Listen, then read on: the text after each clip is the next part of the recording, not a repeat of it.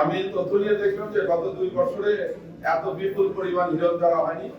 গতকাল আমরা 8 KG heroine ধরেছি, যে হিরোইনটা আপনাদের সামনে ধরেছে। তা আগে আমরা যেটা করতাম যে আমরা আসলে মাদক ব্যবহারকারী, সেবনকারী এবং খুচরা বিক্রেতা এদের উপরেই সাধারণত আমরা আমাদের গোয়েন্দা নজরদারি এবং এদের ইনফরমেশন গুলো নিয়ে আমরা কাজ করতাম। তা সম্প্রতিকালে সরকার পলিসি দেওয়ার পরে সরকার নির্দেশনা দিয়েছে যে এই মাদকের রুটে যারা আছে, যারা কারবারি, বড় কারবারি, মহাজন কারবারি, তাদের খোঁজ করার জন্য তারই সূত্র ধরে আমাদের এই অভিযান। এবং এই অভিযানে আপনারা জানেন গত 2 দিন আমাদের বেশ কিছু সাফল্য এসেছে। যে সাফল্য দেওয়া হয়ে গেছে আমি যেটা বললাম, প্রায় 300 কেজির মতো গাঁজা উদ্ধার হয়েছে, 1,60,000 পিস ইয়াবা উদ্ধার হয়েছে এবং 8 কেজির মতো হিরোইন উদ্ধার হয়েছে। এর পাশাপাশি যে সমস্ত সন্ত্রাসী সংগঠন বা অন্যান্য যারা আছে তার ব্যাপারে আমাদের একটা সাফল্য আছে। গত পরশুদিন আমরা একটা অভিযানের ফলে সেই অভিযান গতকাল পর্যন্ত রান করা হয়েছে। আমরা কামরাঙ্গীর গিয়েচর এবং সাভার এলাকায় অভিযান পরিচালনা করে সন্ত্রাসী গ্রুপ আশার 4 জন সদস্যকে গ্রেপ্তার করেছি।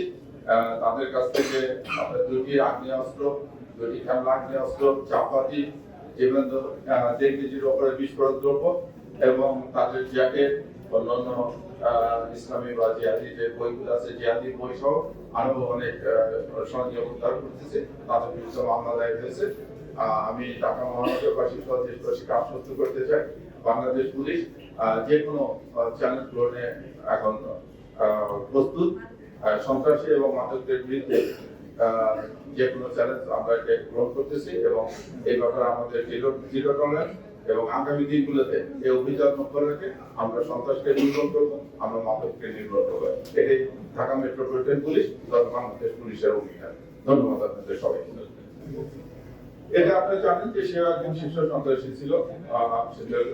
আমরা যেটা প্রাথমিকভাবে করতেছি যে এলাকার আধিপত্য নিয়ে একটা ঘটনা ঘটছে। আমরা প্রাথমিকভাবে কয়েকজনকে চিহ্নিত করেছি, আমরা তাদের ব্যাপারে তথ্য সংগ্রহ করতেছি। ইনশাআল্লাহ এটা আমরা খুব সহজেই হত্যাকাণ্ডের রহস্য উদ্ঘাটন করতে পারবো এবং যারা এর জন্য দায়ী তাদেরকে আমরা আইনের আওতায়। জি, মামলা হয়েছে। আমি বললাম যে আমরা সবকিছুই ক্ষেত্রে দেখতেছি। যাবত মামলা হয়েছে, যে সংস্থা আসামিদের নাম দেওয়া আছে, বানিয়ে করতে কারা, এবং এই যে যেটা আপনি বললেন যে হাত নিয়ে, এটা তো আসলে একটা আধিপত্যের সামনে কোরবানি। আপনি জানেন যে কোরবানির হাত নিয়ে একটা আধিপত্য বিস্তার নিয়ে আমাদের এখানে বিভিন্ন রকম করে আবির্ভাব হয়। আমরা এটার ব্যাপারে খুব কঠোর অবস্থান নিয়েছি এবং আমি বললাম আমি আপনাদেরকে আশ্বস্ত করতে চাই যে আমরা এই হত্যাকাণ্ডের সঙ্গে কারা জড়িত এবং হত্যাকাণ্ডের কারণ মূল উদ্ঘাটন সহ যারা জড়িত তাদের বিরুদ্ধে আইনগত ব্যবস্থা নেব।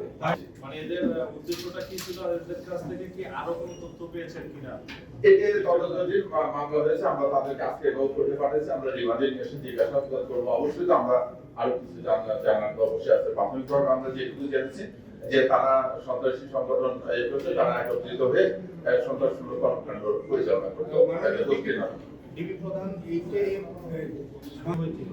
না, মাথা চাড়া দিয়ে ওঠার প্রশ্নটা আমি এখানে নিয়ে আসবো না।